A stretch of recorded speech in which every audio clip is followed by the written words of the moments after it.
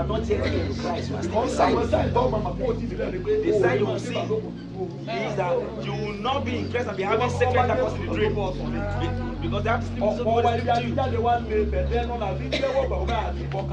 Many of us, we came from a very tough place, but we are only confessing faith by mouth. You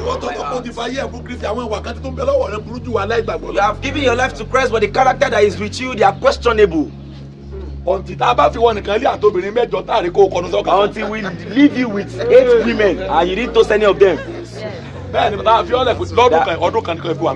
year, be with 8 girls and you didn't touch anyone. And they are seducing you, but you did not.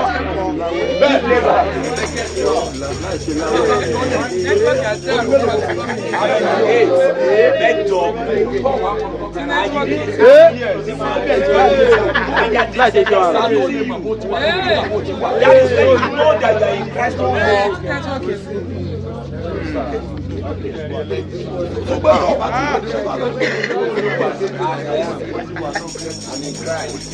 You liars. If we leave you, there is only one glory, and it's for 2 people. Because God created things in 2 folds. Joseph and Robin, they were the one that did the higher of the glory of Jacob. Reuben came first before Joseph.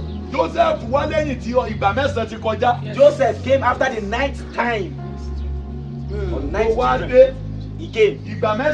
9th time. So 9 people. 9 people are passed between them before Joseph came. So